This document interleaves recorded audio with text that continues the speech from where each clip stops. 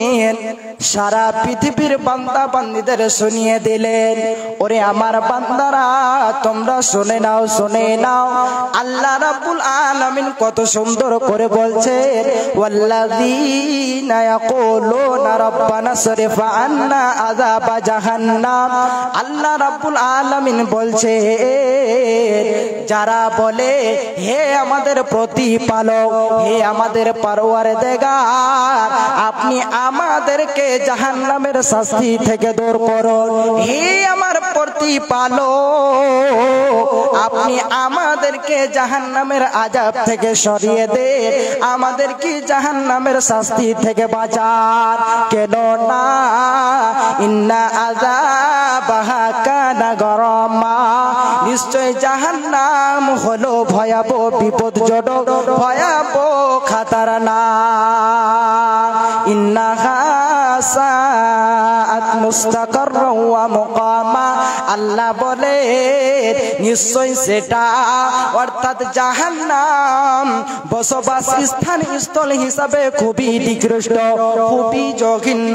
হে বাচ্চারা আমার, এখান হতে বোঝা যাচ্ছে রহমানের বান্দা ওরা, আল্লাহ রাব্বুল আলামিনের বান্দা হলো ওরা যারা একদিকে যেন রাত্রে আল্লাহর ইবাদত করে এবং অন্তরে আল্লাহ বলে ভয় রাখে যে আল্লাহ আমাদের কোনো ভুল এবং আলস্যের কারণে ধরে যেন না বসে।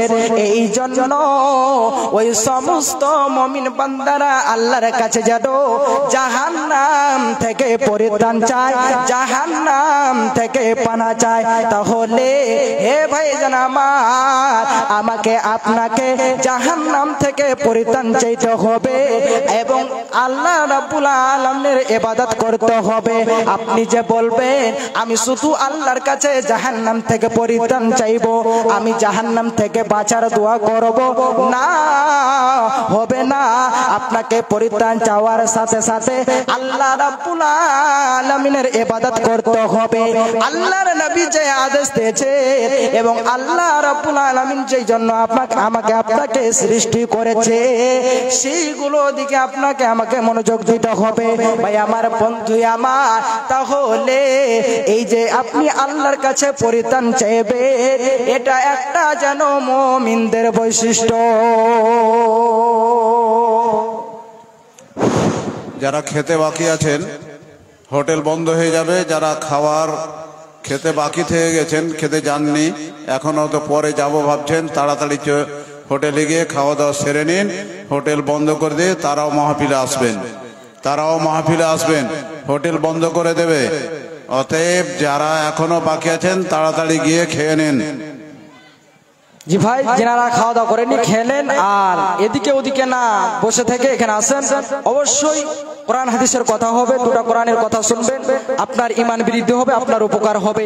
তো বলছিলাম যে আপনার কিনা আল্লাহর কাছে জাহান্নাম থেকে পরিত্রাণ চাওয়াটা একটা মুমিনদের জন্য বৈশিষ্ট্য, মুমিনদের গুণ। আপনি জাহান্নাম থেকে পরিত্রাণ চাইবেন, এটা একটা আপনার জন্য মুমিনের বৈশিষ্ট্য।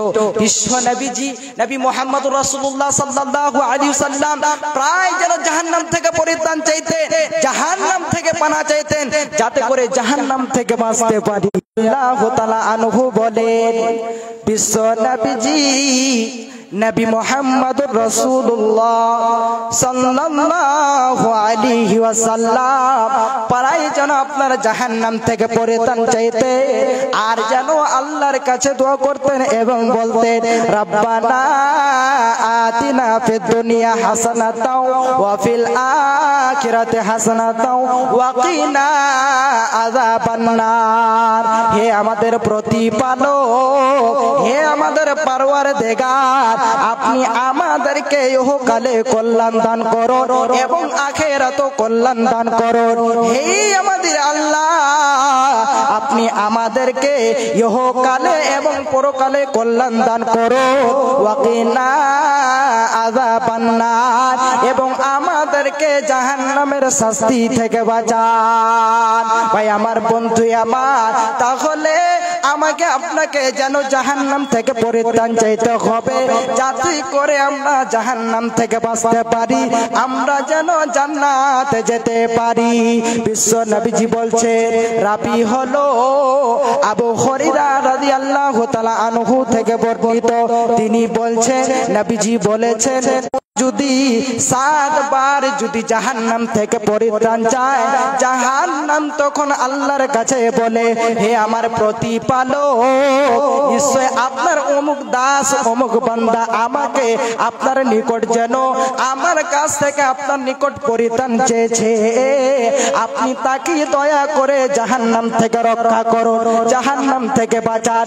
এবং নবীজি বলেন, ওরে আমার উম্মতেরা, তোমরা শুনে নাও, শুনে নাও, যদি কোনো মানুষ 7 বার দিনে যদি জান্নাত কামনা করে, জান্নাত চায়, সেই সময় জান্নাত আল্লাহ রাব্বুল আলামিনের কাছে বলে, হে আমার প্রতিপালক আল্লাহ গো, আপনার অমুক বান্দা আমাকে চেয়েছে, আপনি দয়া করে তাকে জান্নাতে প্রবেশ করান।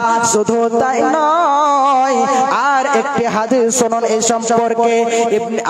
আনাস ইবনে মালিক রাদিয়াল্লাহু তাআলা আনহু বলেন, নবীজি বলেছেন, মান সাআলাল্লাহাল জান্নাতা সালাসা মাররাতিন, যেই ব্যক্তি 3 বার দিনের মধ্যে আল্লাহর নিকট 3 বার জান্নাত চায়, ক্বালাতিল জান্নাহ, তখন জান্নাত বলে, আল্লাহুম্মা আদখিলহুল জান্নাহ, আল্লাহ গো আপনি তাকে জান্নাতে প্রবেশ করান। শুধু তাই নয়, ওয়া মান ইস্তাজারা মিনান নার সালাসা মাররাতিন, যেই ব্যক্তি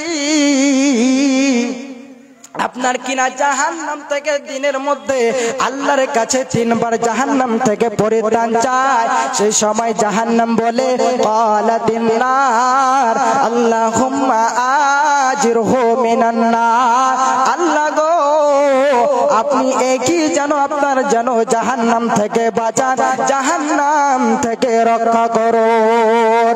মুসলিম হইলে কবরে, মুসলিম হইলে কবরে, খ্রিস্টান হইলে কুপিনে, হিন্দু হলে চিতায় পুরে ছাই, ও মানব 2 দিনের দুনিয়াতে গর্ব করার নাই রে কিছু নাই।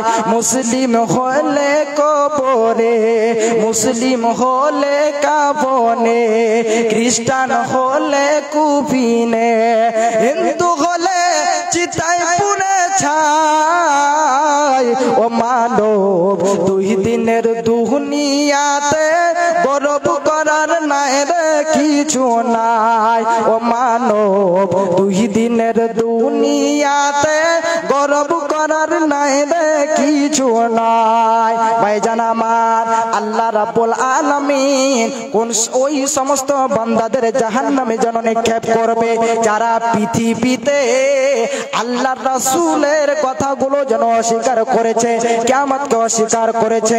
আল্লাহ রাব্বুল আলামিন কত সুন্দর করে বলছেন সূরা ইয়াসিনের মধ্যে, হাদিহি জাহান্নামুল্লাতী কুনতুম তুআদুন, এই সেই জাহান্নাম যার ব্যাপারে তোমাদের সাথে ওয়াদা করা হয়েছিল, এই সেই জাহান্নাম যার ব্যাপারে তোমাদেরকে সাবধান সতর্ক করা হচ্ছিল, এই সেই জাহান্নাম আল্লাহর রাসূল যার বর্ণনা দিতে, যার ভয় দেখাতেন, তবে তোমরা যেন রাসূলের কথা অমান্য করেছিলে, অস্বীকার করতে, ইসলাউহাল ইয়াউমা বিমা কুনতুম তাকফুরুন, তোমরা যে পৃথিবীতে কুফরি করতেছিলে তার প্রতিফল হিসাবে এখন এই জাহান্নামে প্রবেশ করো। বাপজান আমার ভাই, সেই দিন আল্লাহ রাব্বুল আলামিন জাহান্নামীদেরকে জাহান্নামে প্রবেশ করানোর সময় অপমান করে পৃথিবীর কথা স্মরণ করিয়ে দিয়ে অপমান করে জাহান্নামে নিক্ষেপ করবে। মুসিবত না পাই যদি করোনা তোমার, কবরে হাসরে কি হবে আমার। মুসিবত না পাই যদি করোনা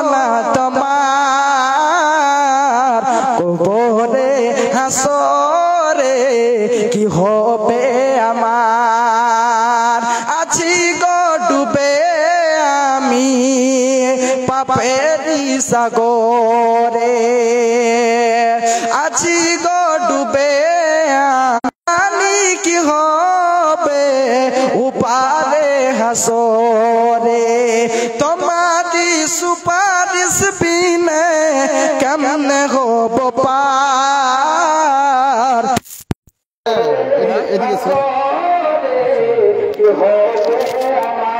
আর কবরে হাসরে কি হবে আমার মুসিবত না পাই যদি মুসিবত না পাই যদি করোনা তোমার কবরে হাসরে কি হবে আমার তুমি তো দিয়েছো দেখিয়ে আলোর পথ তব যে ভুল পথে আমি করলাম জীবন পার কবরে হাসরে কি হবে আমার কবরে হাসরে কি হবে আমার এখান থেকে আমার বক্তব্য করছি ওমা আলাইনা ইল্লাল বালাগ ওয়া আলাইকুম হিসাব আসসালামু আলাইকুম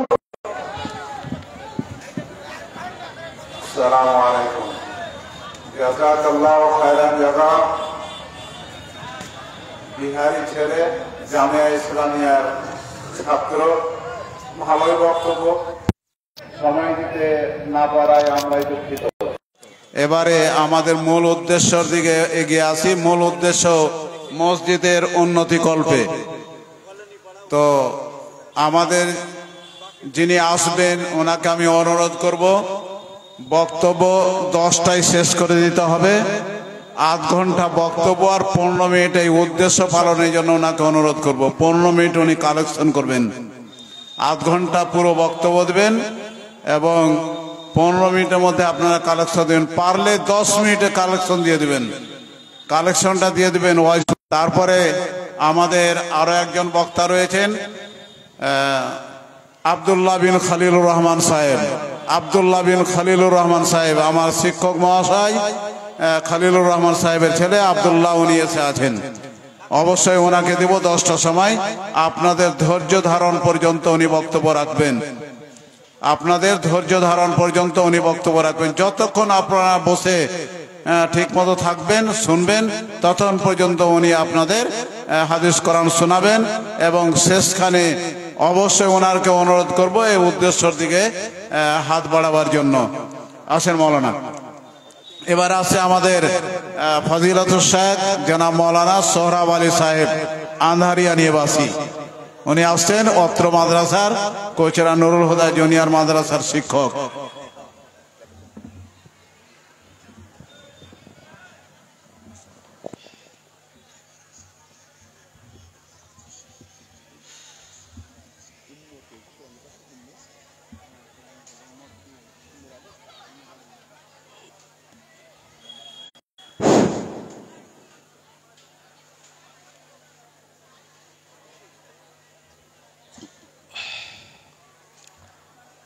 আসসালামু আলাইকুম ওয়া রাহমাতুল্লাহি ওয়া বারাকাতুহু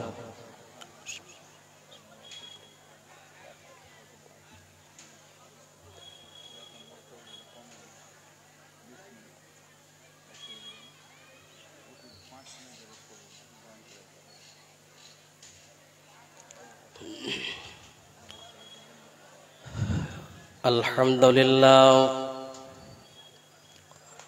الحمد لله ونستعينه ونستغفره وأن محمدا عبده ورسوله أرسله بالحق بشيرا ونذيرا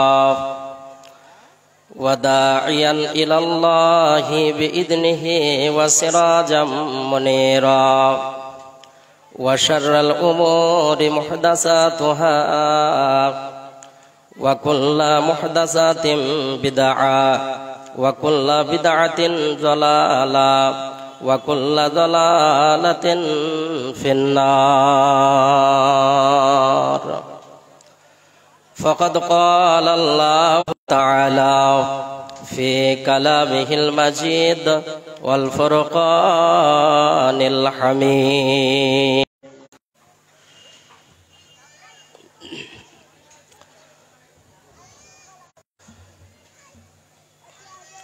দয়াল নবী জগতে নবী মরুমতের কান্ডারি সত্যের দিশারি নবী মরুমতের কান্ডারি সত্যের দিশারি সাফায়াত করিবেন তিনি হাসরেতে আরে দয়াল নবী প্রেমের ছবি আর আসবে না জগতে হাসর দিনে উম্মত বিনে হাসর দিনে উম্মত বিনে যাবে না নবীজি বেহেশতে আরে দয়াল নবী প্রেমের ছবি আর আসবে না জগতে হাসর দিনে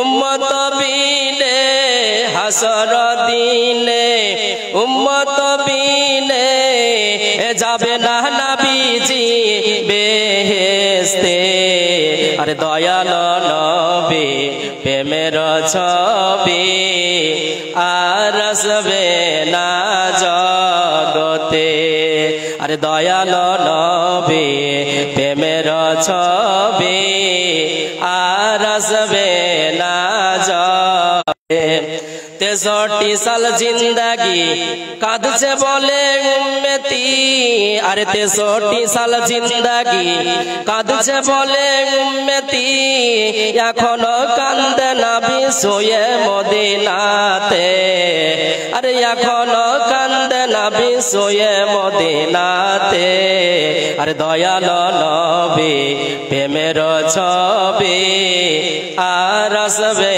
না জগতে আরে দয়াল নবী প্রেমের ছবি আর আসবে না জগতে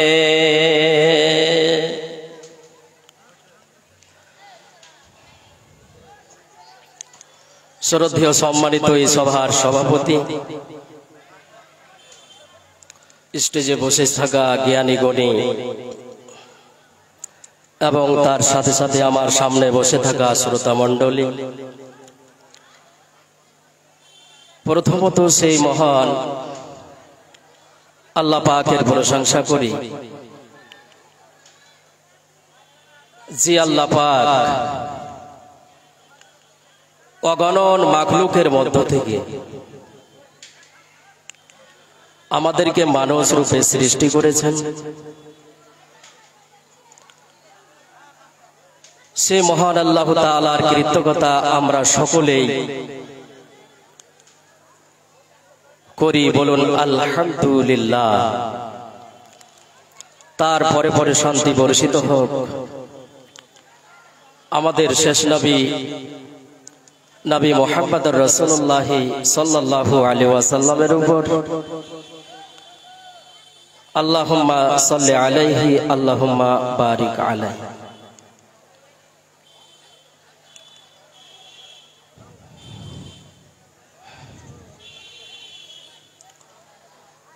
আজকে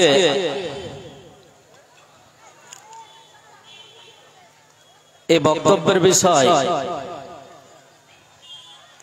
অনেক আলেম ওলামার মুখ থেকে বিভিন্ন রকমের বিষয়বস্তু শুনলেন কাউরির কাছ থেকে মওতের ব্যাপারে শুনলেন কাউরির কাছ থেকে জান্নাত জাহান্নামের শুনলেন এই করে বক্তব্যগুলো বলবো মনে করছি সে বক্তব্যের বিষয়টার নাম হচ্ছে আল্লাহ তাআলা মানুষকে সৃষ্টি করেছেন কেন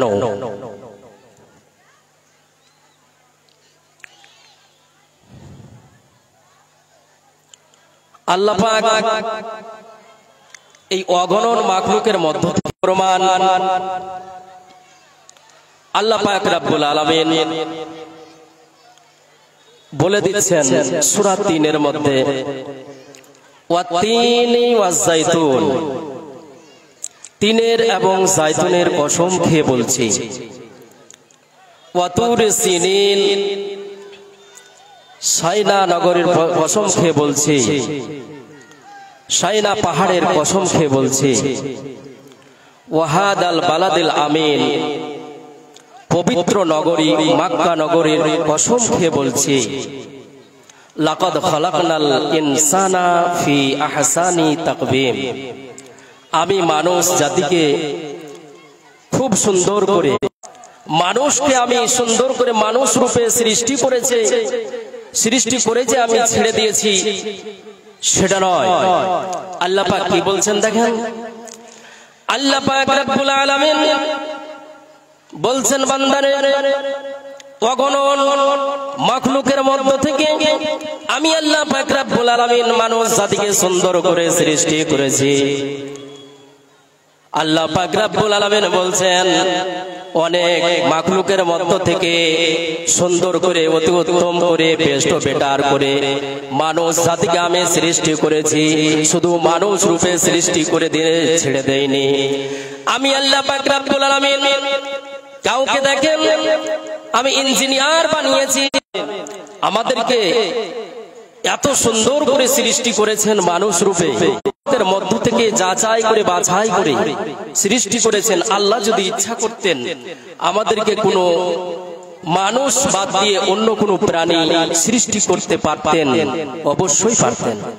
আল্লাহ পাক আমাদেরকে অনেক ভালোবাসেন বলে আমাদেরকে আল্লাহ পাক মানুষ রূপে বিবেক বুদ্ধি দিয়ে, হাত পা চক্ষু কান দিয়ে আমাদেরকে সুন্দর করে সৃষ্টি করে এই পৃথিবীর বুকে পাঠিয়েছেন।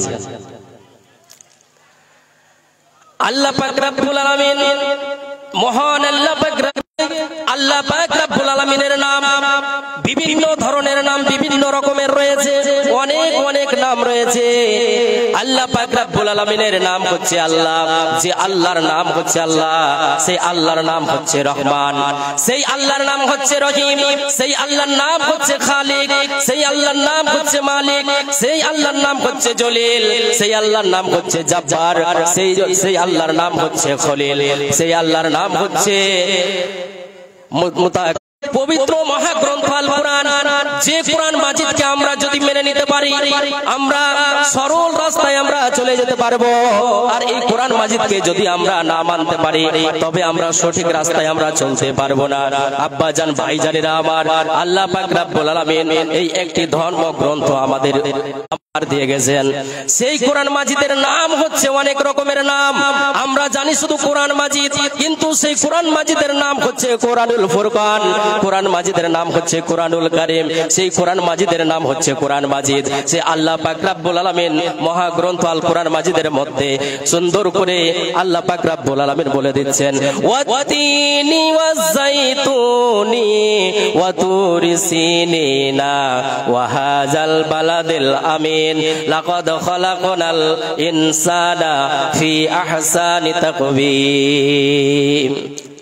এখান থেকে বোঝা যাচ্ছে যে আল্লাহ পাক অগণন মাখলুকের মধ্য থেকে স্রষ্টার সৃষ্টির কম নেই, সেই স্রষ্টা পাক রব্বুল আলামিনের সৃষ্টি থেকে মধ্য থেকে আল্লাহ পাক মানুষকে পাক রব্বুল আলামিন এই পৃথিবীর মাটিতে পাঠিয়েছেন।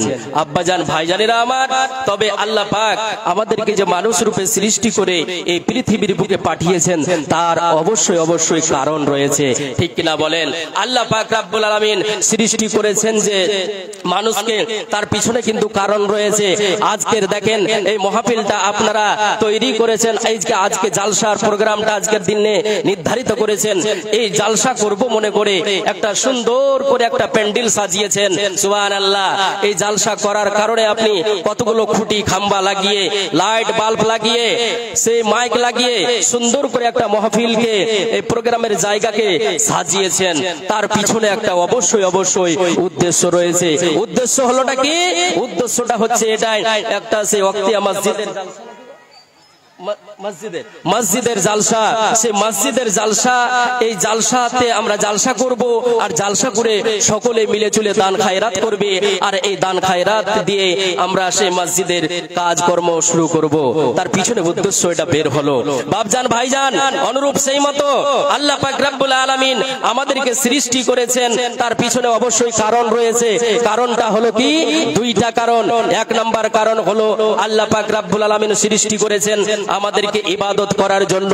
আল্লাহ পাক রব্বুল আলামিন বলছেন, বান্দারে আমি তোমাদেরকে সৃষ্টি করলাম দুইটা উদ্দেশ্যে, দুইটা কারণে, দুইটা কাজ করার জন্য।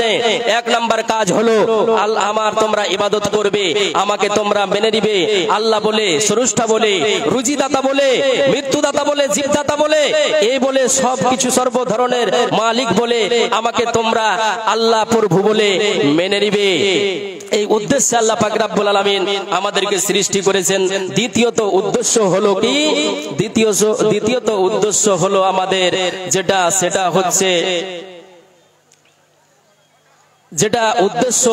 হচ্ছে ইবাদত করা। আমাদেরকে ইবাদত করতে হবে। তবে উদ্দেশ্য বের হলো দুটা। তবে ইবাদত আমরা কি করব? আল্লাহ পাক রব্বুল আলামিন পরস্পর নির্ধারিত করে সুন্দর করে আমাদের উপরে কিছু কিছু ফরজ ইবাদত দিয়ে দিয়েছেন, আমাদের উপরে ফরজ করে দিয়েছেন। আমরা সকলেই জানি পাঁচটা জিনিসের উপরে ইসলামটা দাঁড় হয়ে থাকে, পাঁচটা জিনিসের উপরে ইসলাম নির্ভরশীল, আর পাঁচটা জিনিসই হচ্ছে মূল। নাম্বার 1 কালেমায়ে শাহাদাত, আশহাদু আল্লা ইলাহা ইল্লাল্লাহু ওয়া আশহাদু আন্না মুহাম্মাদান আবদুহু ওয়া রাসূলুহু। এই কালেমায়ে শাহাদাত আল্লাহ পাক রব্বুল আলামিন প্রথম স্তরে ফরজ করেছেন আমাদের উপরে। দ্বিতীয়ত স্তরে যেটা ফরজ করেছেন সেটা হচ্ছে ওয়া আকিমুস সালাত, নামাজকে আমাদের উপরে ফরজ করেছেন আল্লাহ পাক রব্বুল আলামিন। তৃতীয়ত স্তরে যাকাতকে ফরজ করেছেন, তারপরে সিয়ামকে ফরজ করেছেন, রোজা, রমজান মাসের রোজাকে ফরজ করেছেন, তার পাশাপাশি ওয়া হাজ্জিল বাইত, কাবা শরীফকে তওয়াফ করার জন্য ফরজ করেছেন।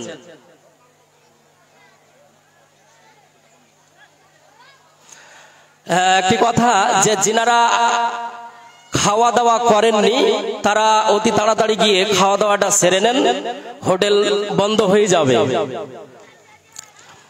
তো আল্লাহ পাক রব্বুল আলামিন এই পাঁচটা জিনিসকে আমাদের উপরে ফরজ করেছেন। এই পাঁচটা জিনিস হচ্ছে মেন মূল। তার মধ্যে যেটা হচ্ছে এক নম্বরে বললাম কালেমায়ে শাহাদাত। আল্লাহ পাক রব্বুল আলামিন যদি ইচ্ছা করতেন কালেমায়ে শাহাদাতকে দ্বিতীয় স্তরে রাখতে পারতেন, সেটা না করে আল্লাহ পাক রব্বুল আলামিন দ্বিতীয় স্তরে না রেখে প্রথম স্তরে রেখেছেন। কারণ কালেমায়ে শাহাদাত যার ভিতরে থাকবে তার ঈমান মজবুত হয়ে যাবে। কালেমায়ে শাহাদাত যার ভিতরে থাকবে তার ঈমান তাজা হয়ে যাবে। কালেমায়ে শাহাদাত যার ভিতরে থাকবে সালাত আদায় করবে। কালেমায়ে শাহাদাত যার ভিতরে থাকবে সিয়াম পালন করবে। কালেমায়ে শাহাদাত যার ভিতরে থাকবে যাকাত আদান প্রদান করবে। কালেমায়ে শাহাদাত যার ভিতরে থাকবে সে আপনার বিভিন্ন ধরনের ভালো কাজ ও কর্ম করতে এগিয়ে যাবে। আল্লাহ পাক রব্বুল আলামিন আমাদের উপরে এই পাঁচটা জিনিসকে ফরজ করেছেন। পাঁচটা এই ইসলামের মূল খুঁটি। এই পাঁচটা জিনিসের উপরে ইসলামটা নির্ভর করে, ইসলামটা দাঁড় হয়ে থাকে। তার মধ্যে থেকে একটা বিষয়কে আমরা বেছে নিব, যার নাম হচ্ছে সালাত। দ্বিতীয় স্তরে সালাত। এই সালাত এমনই একটা গুরুত্বপূর্ণ ইবাদত যে সালাত আদায় করলে, যে সালাত আদায় করে সেই কিন্তু আল্লাহ পাক রব্বুল আলামিনকে কাছে পায়। কারণ এই সালাত হচ্ছে একটা গুরুত্বপূর্ণ ইবাদত, বিশাল বড় ইবাদত। এই সালাত আদায় করে মানুষ যত আল্লাহ তাআলাকে কাছে টেনে পায়, অন্য কোনো ইবাদতে আল্লাহ তাআলাকে অত কাছে টেনে পাওয়া যায় না। আল্লাহ পাক রব্বুল আলামিনকে সালাতের মাধ্যমে যতটুকু কাছে টেনে পাওয়া যায়, সেই সালাতের মাধ্যমে যতটুকু কাছে টেনে পাওয়া যায়, কিন্তু সিয়াম পালন করে আল্লাহ পাক রব্বুল আলামিনকে কাছে টানা যায় না। কাজেই এই সালাত একটা গুরুত্বপূর্ণ ইবাদত।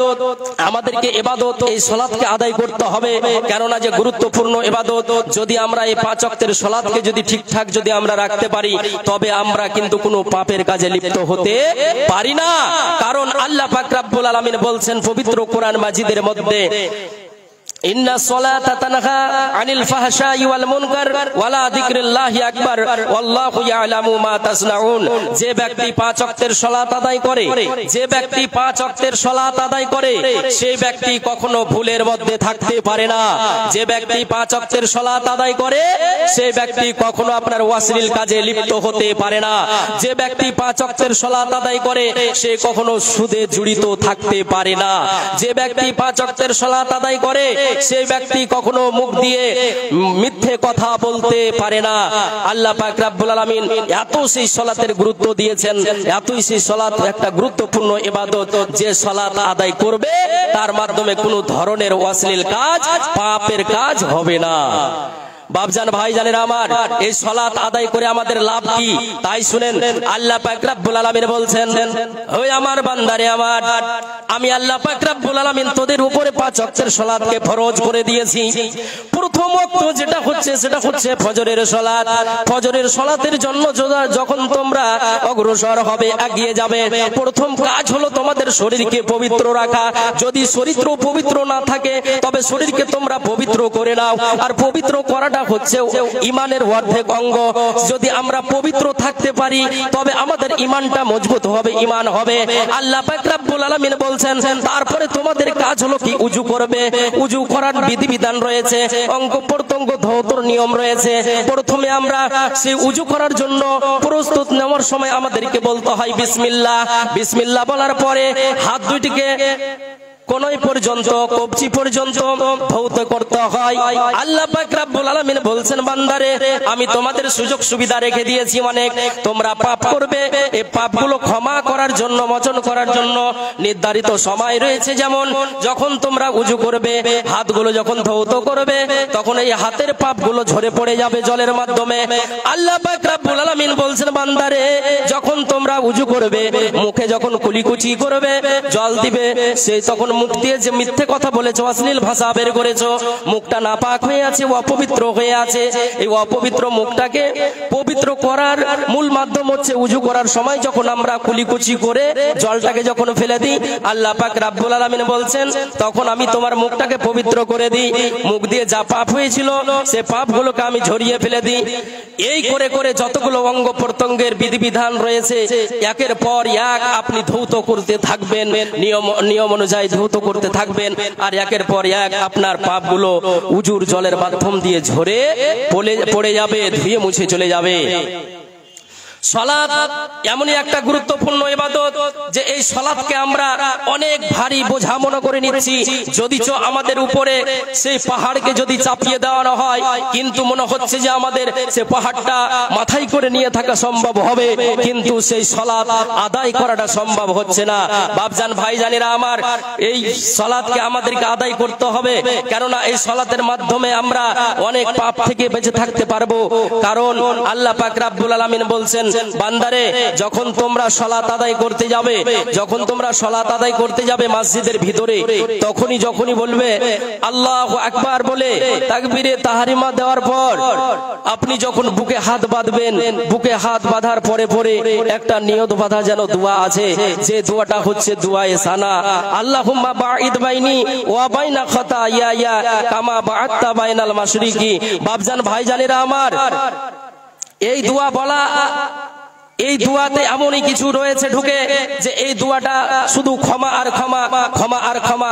তবে প্রথমে একটি কথা বলে দিই আমি, যে আল্লাহ পাক রব্বুল আলামিনের কাছে আমরা যেন চাচ্ছি আল্লাহুম্মা বাঈদ বাইনি ওয়া বাইনা খাতায়ায়া।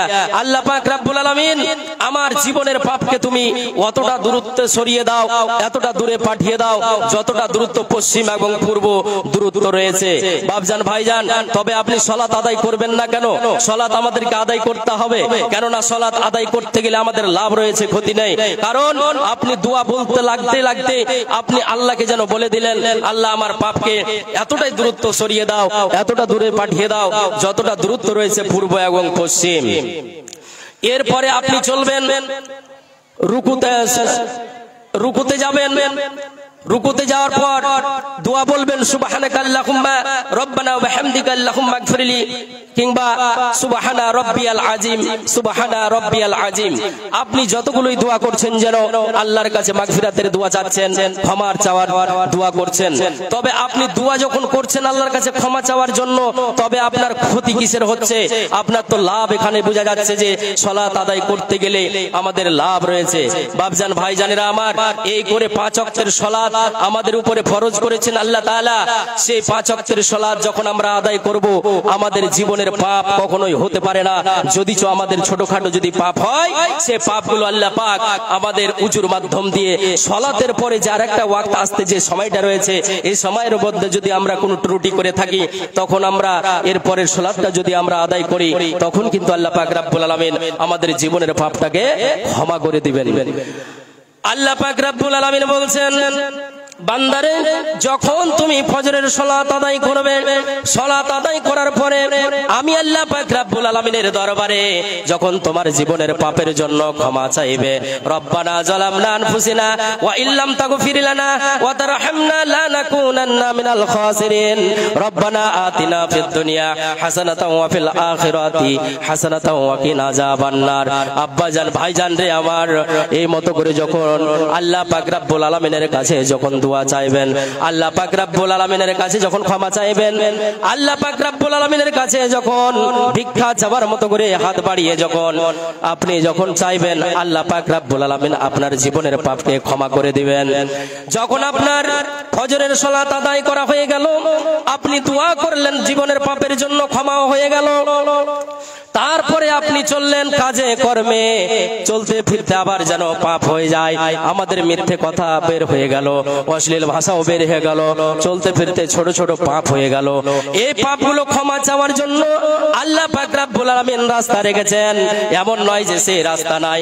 আল্লাহ পাক রব্বুল আলামিন বলছেন, বান্দারে ফজরের সালাত আদায়ের পরে যে পাপগুলো করলে, এই পাপের জন্য তোরা ঘাবড়ে যাস না, চিন্তা করিস না, হতাশা হয়ে যাস না। আমি আল্লাহ পাক রব্বুল আলামিন গফুরুর রহিম, আমি তোমাদেরকে ক্ষমা করতে ভালোবাসি, আমি ক্ষমার দরওয়াজাকে খুলে রেখেছি।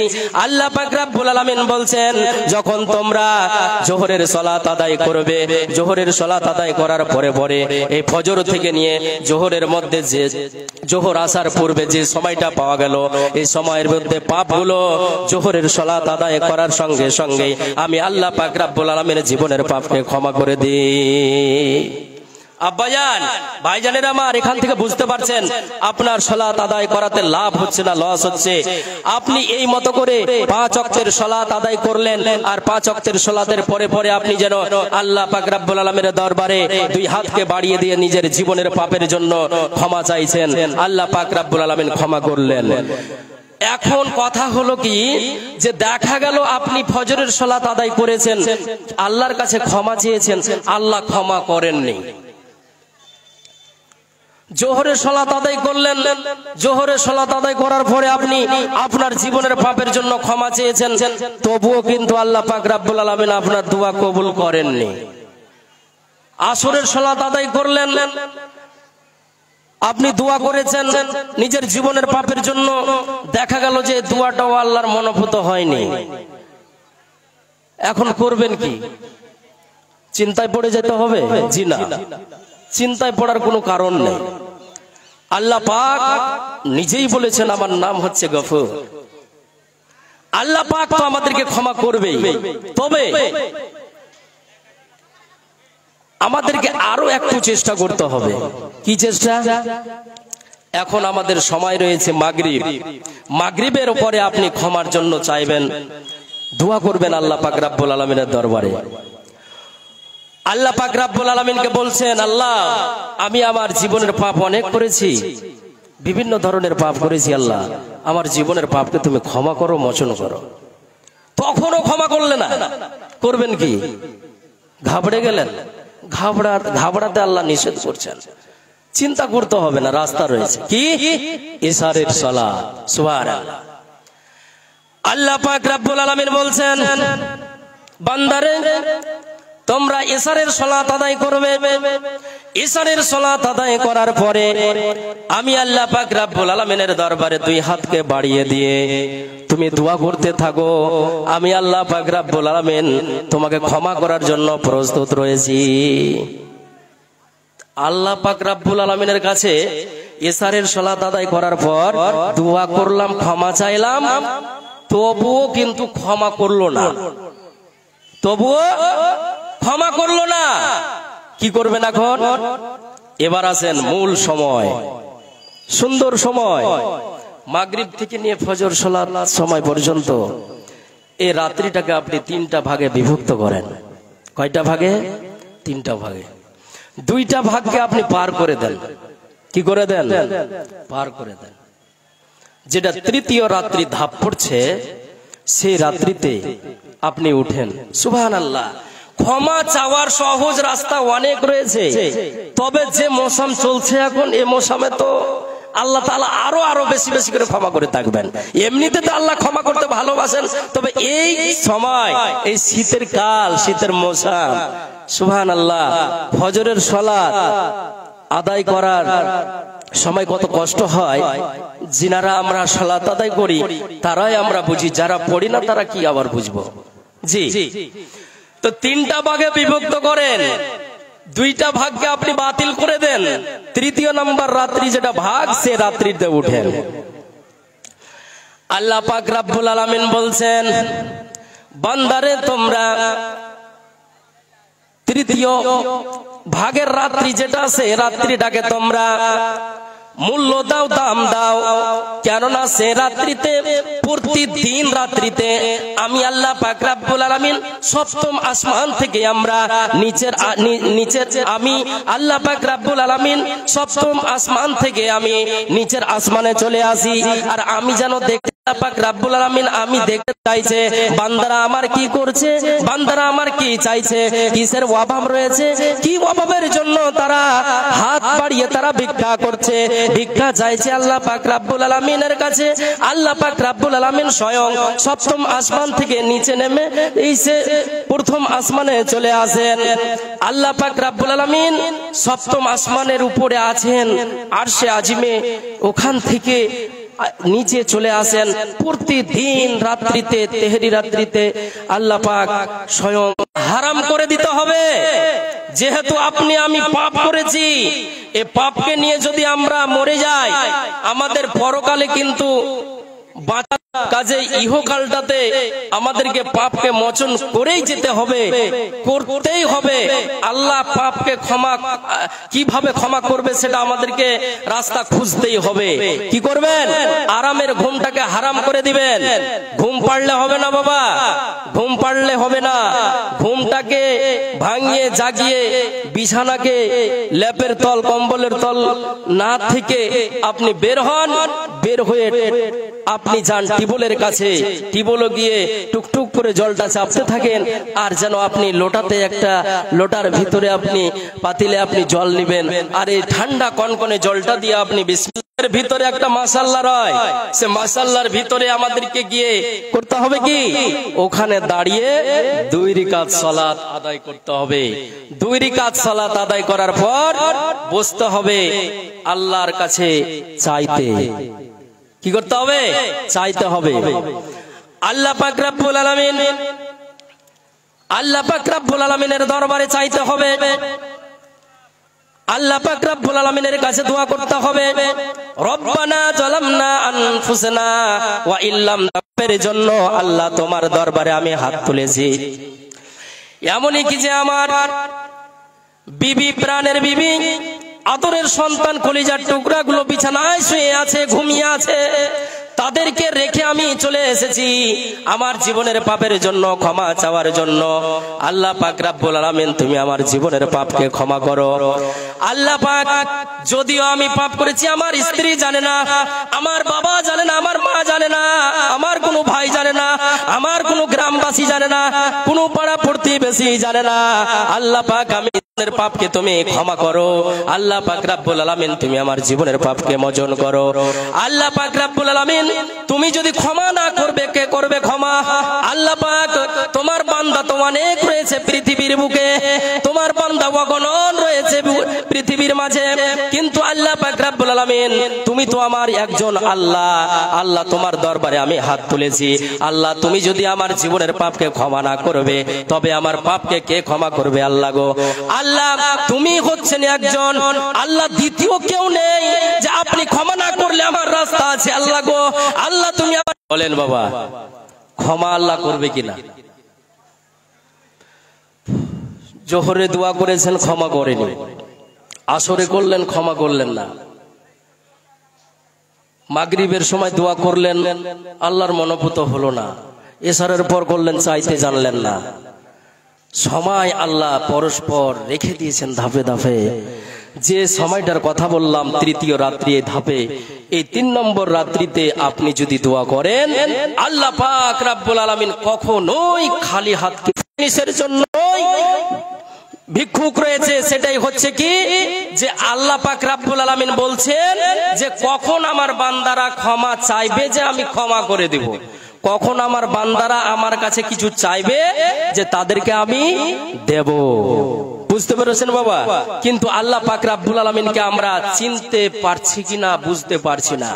অহরহর বক্তব্য শোনা যায়, বিশেষ করে তো সাপ্তাহিক যেটা প্রোগ্রাম ঈদ বলা যায়, খুশির দিন, সেটা হচ্ছে জুমার দিন, শুক্রবারের দিন। প্রতি শুক্রবারে জুমার মসজিদে ইমাম সাহেব বক্তৃতার দিয়ে থাকেন, তোমরা সালাত আদায় করো, তোমরা ভালো কাজ করো, বলে না? বলে। কিন্তু আমরা আল্লাহকে ডাকতেই পারলাম না। ডাকতে হবে, আল্লাহকে চিনতে হবে। আল্লাহ আল্লাহর ডাকে সবাই জাগে, মুসলিম রে তুই জাগলি না।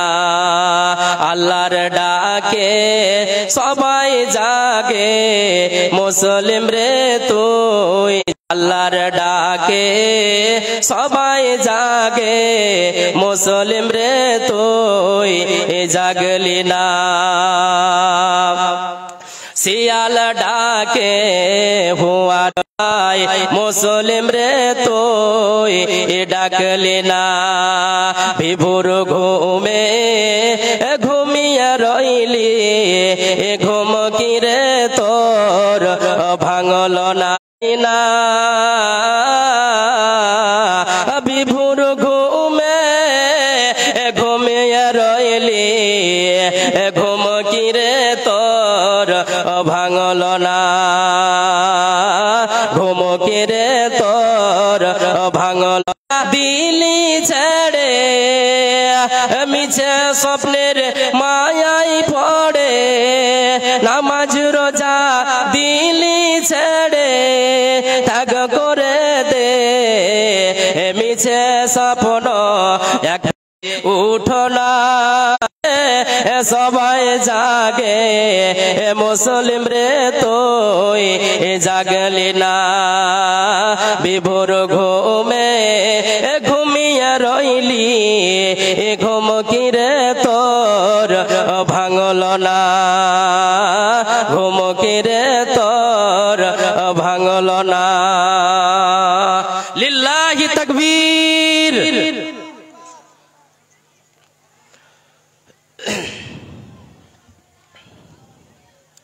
তবে বুঝতে পারা গেল বাবা, যে আল্লাহ পাক রাব্বুল আলামিনকে আমাদেরকে ডাকতে হবে, চিনতে হবে, বুঝতে হবে।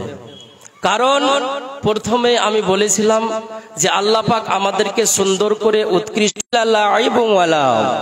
এই দুনিয়াটা হচ্ছে খেল তামাশার দুনিয়া। এই দুনিয়াতে যা কাজ রয়েছে সব খেল তামাশা। আর এই দুনিয়াটা একটা বিশাল গুরুত্বপূর্ণ সময়েরও দুনিয়া। জি, এই যে দুনিয়া খেল তামাশার মধ্যে মধ্যে আমাদেরকে ওখান থেকে বেঁচে এসে ইবাদত করতে হবে, যা ইবাদত করে আমাদের পরকাল লাভ হবে। বাপজান ভাইজান, আমাদের কিন্তু মৃত্যু হবে। আল্লাহ পাক রব্বুল আলামিন পবিত্র কোরআন মাজিদের মধ্যে বলছেন, কুল্লু জায়গাতে নিষেধ করছেন মরতে। কেমন কথা হলো মাওলানা সাহেব? আপনি বলছেন যে আল্লাহ পাক রব্বুল আলামিন বলছেন যে কুল্লু নাফসিন যায়কাতুল মাউত, একদিন সকল প্রাণকে নাফসকে মৃত্যুবরণ করতেই হবে, স্বাদ গ্রহণ করতে হবে। আপনি আবার কিভাবে নতুন ভাষা বের করছেন, মৃত্যুবরণ করতে হবে না? জি, আল্লাহই বলছেন যে মৃত্যু। আল্লাহ তাআলা বলছেন আবারও, এই বান্দা বান্দিরা, মৃত্যুবরণ অতক্ষণ পর্যন্ত করিস না, তোদের কাছে মালাকুল মাউত এসে, আজরাইল এসে আত্মাটাকে ছিনিয়ে নিতে না পারে, অতক্ষণ পর্যন্ত তোদের আত্মাটাকে বের করে নিতে না পারে, যতক্ষণ পর্যন্ত তোরা প্রকৃত মুসলমান না হতে পারবি। সুবহানাল্লাহ। তবে মৃত্যুবরণ করতে হলে বাবা আমাদেরকে প্রকৃত মুসলমান হয়ে আল্লাহকে ভয় করে, যে মতো ভয় করার প্রয়োজন রয়েছে সে মতো ভয় করে আমাদেরকে মৃত্যুবরণ। তো আল্লাহ তাআলা যেহেতু মৃত্যুর, আপনার গ্রাম থেকে কত মানুষ চলে গেছে, তারা চলে গেছে, আপনি যদি নাই মনে করেন তবে আসেন একটু আমরা কবিতার ছন্দে একটু বুঝে নিই। ইয়া ফিরো না বন্ধুগণ, কত বাহাদুরি সব করিল গমন, দুনিয়ার বাহাদুরি কাজে লাগিবে না, যদি পারো তুমি কবরিত না ভাই।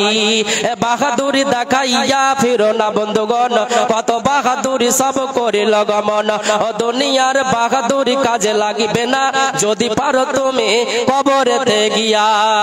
কেউ মৃত্যুবরণ করতে হয়েছে, উনি কি বেঁচে আছেন? নাই।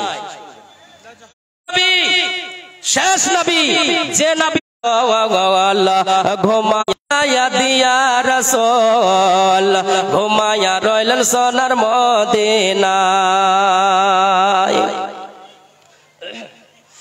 কোরআন পড়িলাম, হাদিস পড়িলাম, আমার সুনাম ছাড়া কিছু পাইলাম, ঘুমায়া রইলেন সোনার মদিনায়।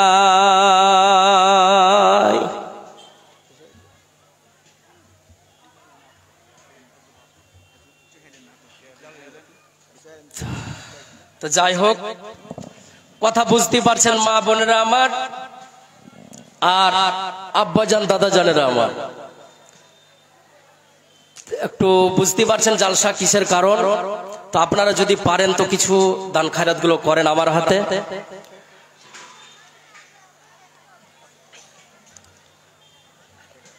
আল্লাহর রাস্তায় আপনারা দান করেন, যে দানটা পানিতেও ডুববে না, আগুনও জ্বলে পুড়ে ছাই হয়ে যাবে না, সেটা একটা অ্যাকাউন্ট রয়েছে, সেই অ্যাকাউন্টে জমা রইবে, যে অ্যাকাউন্টটার জমাটা আপনি কঠিন হাসরের ময়দানে তার সহানুভূতি সহযোগিতা পাবেন। সুবহানাল্লাহ। একজন দাদা আমার এসে 500 টাকা দান করেছে, আল্লাহ জানি না কি উদ্দেশ্যে আল্লাহ দান করেছে, তার উদ্দেশ্যকে তুমি পূরণ করো আল্লাহ। আল্লাহ আমি জানি না তার বাড়ির কি সমস্যা রয়েছে, আল্লাহ কেউ যদি অসুবিধায় থাকে, অসুখে থাকে, তার অসুখকে তুমি ভালো করে দিও আল্লাহ। আল্লাহ কারোর অসুবিধাকে তুমি দূর করে দিও। সুবহানাল্লাহ। আল্লাহ যে উদ্দেশ্যে যে নিয়াতে করিয়াছে দান, উদ্দেশ্য পূরণ করো অতি দয়াবান, তুমি যদি না করিবে কে করিবে, আর উদ্দেশ্য পূরণ করো দয়াতে তোমার।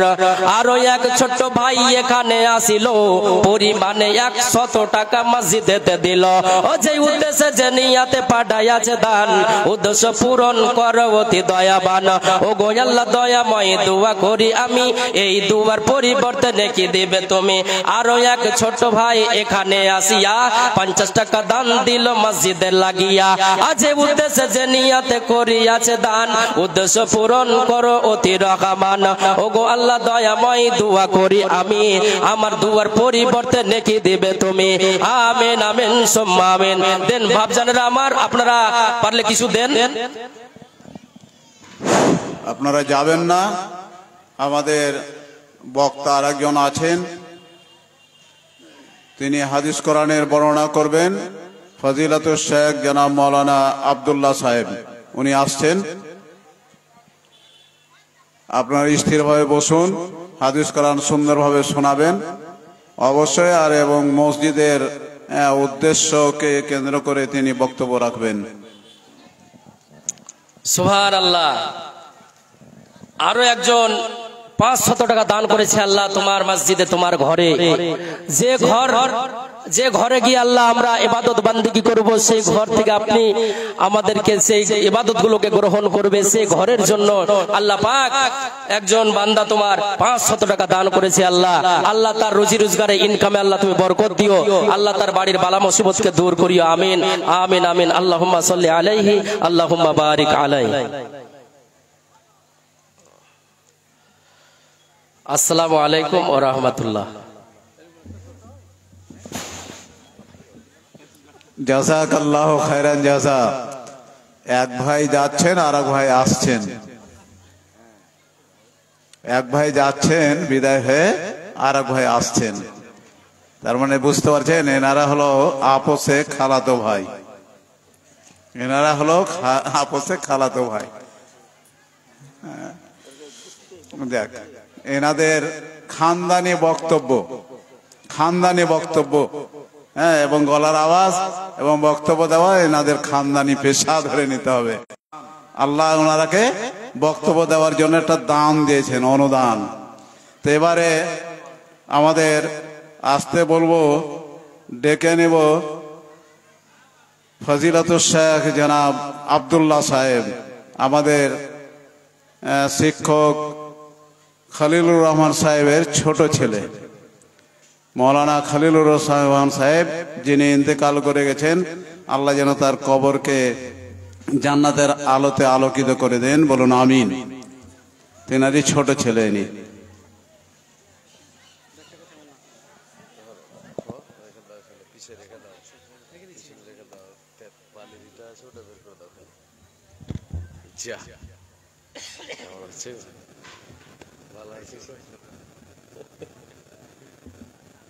খুব লম্বা হয়েছে।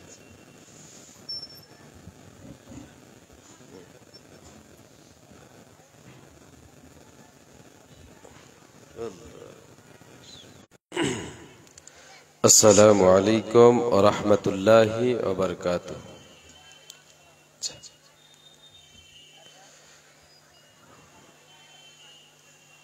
মাইকের আওয়াজ বাইরে ভালো লাগছে, এখানে